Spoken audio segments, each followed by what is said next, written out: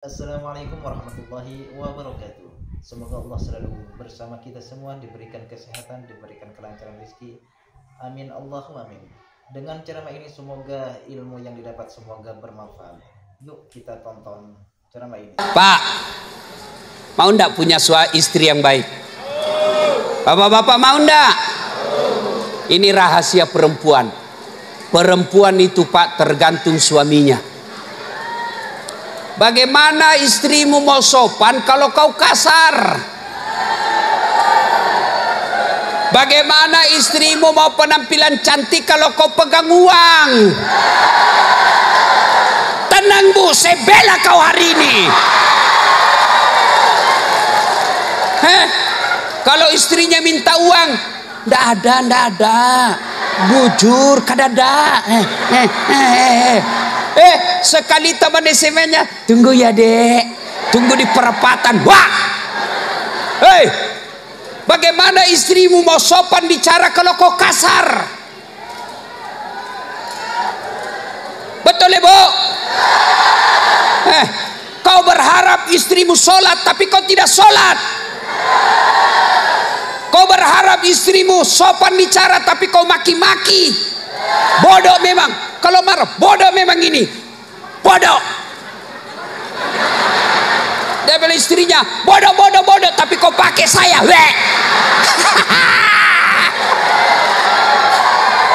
Iya Bu. Iya.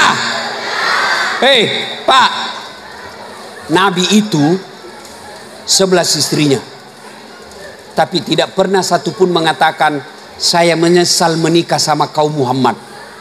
11 itu Pak. Bapak cuma satu istri, menderita lahir batin istrimu.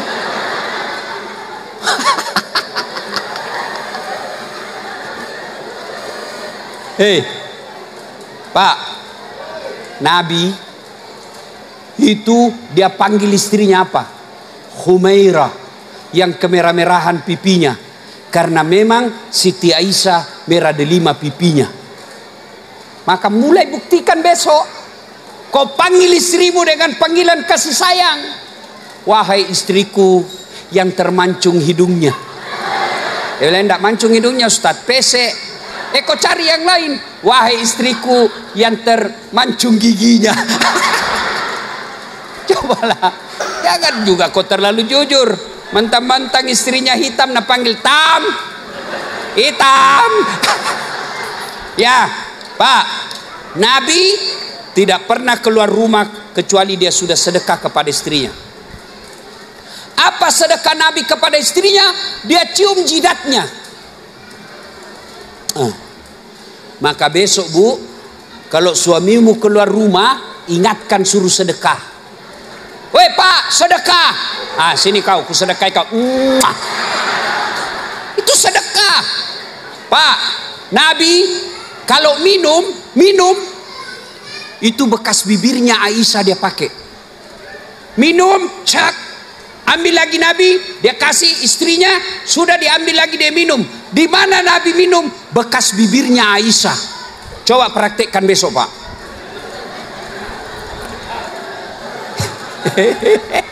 Begitu dia bekas bibirnya, dia bilang, bau betul mulutmu. Ya, sebenarnya banyak dilihat Nabi, tapi waktu terbatas. Lalu Nabi, poin yang kedua tadi itu, kenapa Nabi diisrakan? Pertama tadi kejadian Isra pasti jadi. Yang kedua, kenapa diisrakan? Yaitu Nabi ingin diperlihatkan. Penyebab kedua Nabi diisrakan, Nabi duka. Nabi lagi sedih. Kenapa Nabi sedih? Meninggal istrinya. Karena Nabi lagi sedih, maka Allah mau kasih hiburan. Allah mau kasih hiburan dia. Kemana? Ketemu Allah. Setelah itu Allah kasih apa? Allah kasih perintah sholat. Ibu-ibu, pelajaran ketiga Pak, kalau ada masalah, perbaiki sholat. Ada enggak di sini yang tidak ada masalahnya? Ada enggak? Ayo. Ada enggak yang tidak ada masalahnya? Kalau saya lihat dari belakang sampai di depan sini, semua muka-muka penuh masalah. Iya toh? Yang paling banyak masalahnya sekarang caleg yang tidak terpilih. Ada caleg di sini? Ada? Nggak usah kau tunjuk, kasihan dia. Pak, semua kita ada masalah. Ya, ini bapak-bapak polisi nih, tentara, ada semua masalahnya ini Pak. Apa masalahnya ini beliau? Takut sama istrinya. Nggak percaya? Mana ada polisi sama tentara nggak takut sama istrinya? Dia bilang, temanku yang polisi, bukan kami takut sama istri Ustaz, cuma nih istri sedikit-sedikit melapor sama istrinya komandan. Baru ini juga komandan takut juga sama istrinya. Hei, nih, Bapak pikir tidak ada masalah saya? Besar masalah saya sekarang Pak. Apa masalah saya Pak? Banyak janda yang curhat. Sudah curhat mau dinikahi Pak. Aduh. Kenapa ibu cemburu? Ayo, semua kita ada masalah. Maka ketika ada masalah, resepnya kata Allah, ista'inu bis-sabri was-shalah. Sabar, perbaiki sholatmu. Caleg saudaraku sudah sosialisasi serangan fajar, tidak terpilih, sabar. Berarti bukan itu yang terbaik. Saya dulu 2014 ikut pilwali di Makassar, 10 pasang calon. Kalah? Tidak, cuma yang menang lebih banyak suaranya. Allah tahu, dasar tidak usah kau menang, lebih kau jadi ustad. Andai saja saya menang waktu itu, setengah mati saya hormat. Datang Kapolres, hormat, siap komandan. Datang Dandim, siap. Datang lagi gubernur, siap Pak Gubernur. Datang menteri, siap Pak Gubernur, Pak Menteri. Sekarang saya jadi ustad, mereka yang hormat sama saya. Siap Ustaz, siap Ustaz, siap Ustaz. Maka saudaraku caleg, kalau kau tidak terpilih, jangan sangka buruk. Percaya memang bukan itu yang terbaik. Bapak-bapak, ada masalah pertama, sabar. Ibu-ibu, istri, suami kasar, waktu pacaran sopan, jalan, sopan betul. Hati-hati dek. Saya pegang sini, saya pegang sini. Ada batu. Itu dulu. Sekarang tahan tuh kaki. Di mana aku simpan matamu? Bodoh.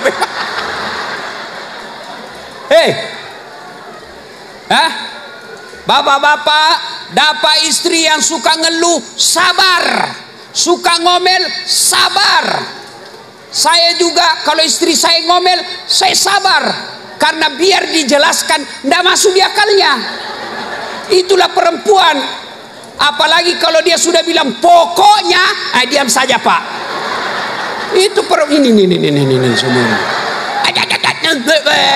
Kalau saya lihat mulai mau marah, saya makan obat tidur. Selesai ngomel aja saya tidak dengar juga.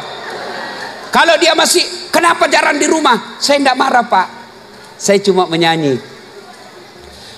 Tiap malam engkau ku tinggal pergi. Bukannya aku sengaja. Demi kau dan si buah hati, terpaksa aku harus begini. Senyum sudah, itu dia, senyum dia. Masih marah, sekali ku peluk dari belakang. Baru ku menyanyi, insaflah wah. Berhenti. Ya, ada juga. Ada ibu-ibu yang curhat sama saya, Ustaz. Kasar betul itu suamiku Ustaz. Jeleknya lagi Ustaz. Saya bilang, Bu, itulah jodohmu. Takdirmu lah itu. Itulah yang terbaik. Tapi dia jelek Ustaz.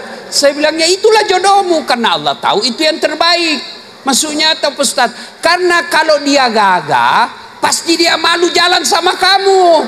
Kenapa Bu? Karena kau juga jelek. Ya, Bu, Pak, ada masalah sabar. Bagaimana itu sabar, Ustaz? Ucapkan saja innalillahi. Istri marah-marah, balik kanan. Innalillahi. Jangan juga kau kasih besar di depannya. Innalillah. Tambah marah dia. Kau kira saya mati? Enggak. Itu sabar saja. Innalillahi. Kita ditipu caleg. Innalillahi wa inna ilaihi raji'un. Ucapkan itu. Yang kedua, kata Allah, kalau ada masalahmu, sholat.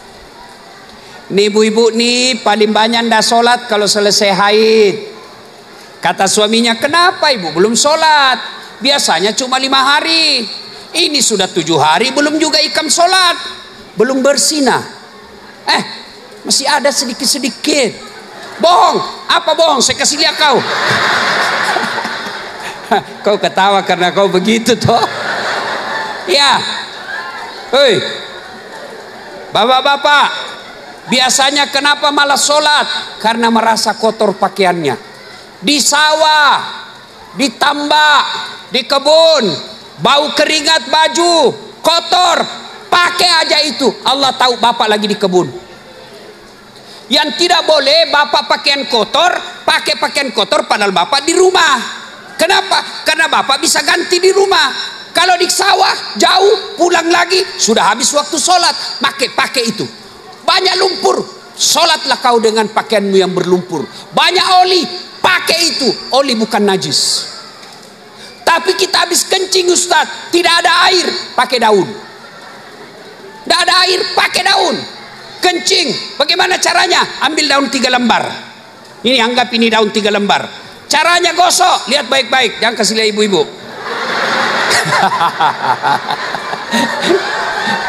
Bagaimana cara gosoknya? Lihat ini. Ambil daun pertama, gosok ke bawah. Jangan lihat ibu-ibu. Nih. Ambil lagi daun kedua, gosok lagi ke atas. Ambil daun ketiga, gosok lagi ke bawah. Jangan begini. Tambah kotor. Cuma Pak, saya sarankan kalau Bapak di hutan, saya sarankan periksa dulu itu daun. Siapa tahu ada ulatnya. Begitu sudah pakai, udah jadi sholat. Hei, ya, Bu, ada suamimu bermasalah, sholat yang baik. Rumah tangga penuh masalah, pasti sholatmu tidak beres. Tidak mungkin Allah sengsarakan hidup orang yang baik sholatnya. Saya sholat Ustaz, betul kau sholat, tapi tidak ikhlas. Allah. Waalaikumsalam. Iya kan aku.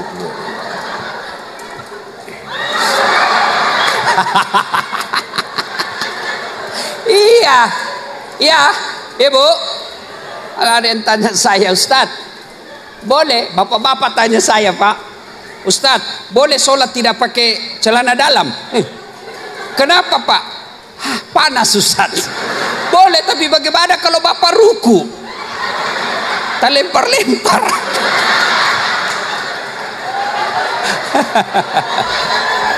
Salatullah ala toha keras. Salatullah ala yasin. Ini kita kan banyak perantau dari Jawa. Nggih. Iya. Merantau dari Jawa, datang ke Kukar. DJ ini tidak nyaman. Ada pilihan tidak? Ada pilihan tidak, Pak? Ada. Apa pilihannya? Balik lagi ke Jawa. Mangan ora mangan, yang penting wes.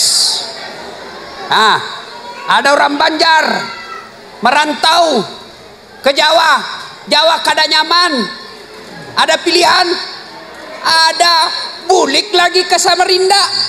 Bujur kalau inggih. Iya. Ada caleg tidak terpilih. Ada pilihan. Ada. Mana? Tanding lagi 5 tahun yang akan datang. Malu kita di kampung, pindah kampung kamu. Iya. Iya.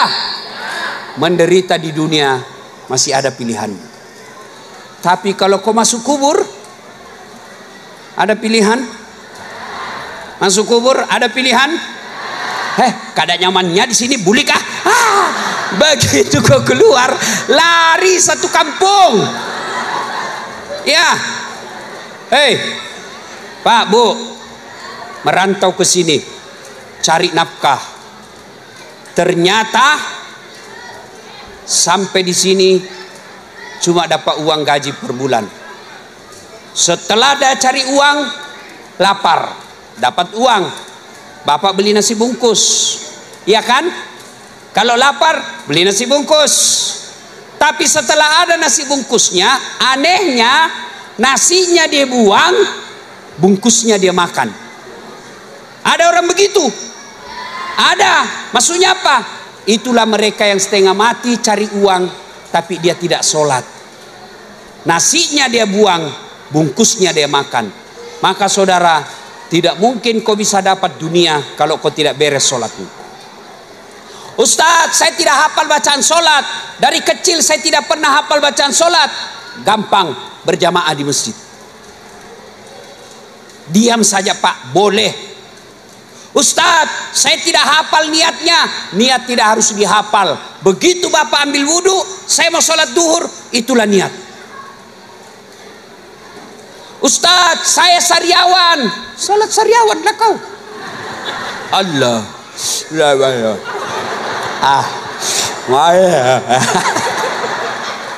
Allah tahu kau lagi sariawan. Ya, jelas. Jelas. Kalau ada hidupmu susah, pasti sholatmu tidak beres. Nah, makna terpenting dari Isra Mi'raj ini adalah sholat. Sholat Allah hadirkan karena sholat adalah puncak penghambaan kepada Allah. Maksudnya apa? Ketika sholat tidak boleh ada kegiatan lain kecuali kita menyembah Allah. Haji boleh sambil menyanyi. Labbaik Allahumma labbaik, boleh sambil nyanyi. Puasa boleh sambil nyanyi. Bayar zakat boleh sambil nyanyi. Pak Imam, ini zakat saya. Boleh sambil nyanyi. Tapi sholat boleh enggak sambil nyanyi? Allahu Akbar. Darah muda, darahnya pada remaja, batal. Iya kan? Kenapa? Karena ketika sholat, itulah puncaknya kita sebagai hamba menyembah kepada Allah Subhanahu wa Ta'ala. Ibu bapak saudara-saudara sekalian, banyak yang ingin kita sampaikan, tapi waktu jualah yang membatasi kita. Insya Allah lain waktu dan kesempatan kita akan bertemu lagi. Selamat atas peresmian gedung ini. Mudah-mudahan gedung serbaguna Yayasan At-Tarbiyah Laujanan berkah dan menjadi pusat pembelajaran anak-anak kita, sehingga anak kita bukan cuma cerdas tapi juga punya akhlak yang baik. Tidak ada gunanya anakmu cerdas tapi kalau dia tidak jujur. Tidak ada gunanya anakmu pintar bahasa Inggris kalau dia akhlaknya jelek. Maka Pak Teguh dan keluarga menghadirkan gedung ini. Mudah-mudahan gedung ini menjadi tempat belajarnya anak-anak kita. Cerdas otaknya, baik imannya, insya Allah. Demikian, lebih dan kurangnya mohon dimaafkan. Usikum wa nafsi bitaqwallah, fastabikul khairat. Assalamualaikum warahmatullahi. Alhamdulillah sudah mendengarkan ceramah agama ini. Semoga dengan ilmu yang disampaikan semoga bermanfaat. Amin Allahumma amin. Assalamualaikum warahmatullahi wabarakatuh.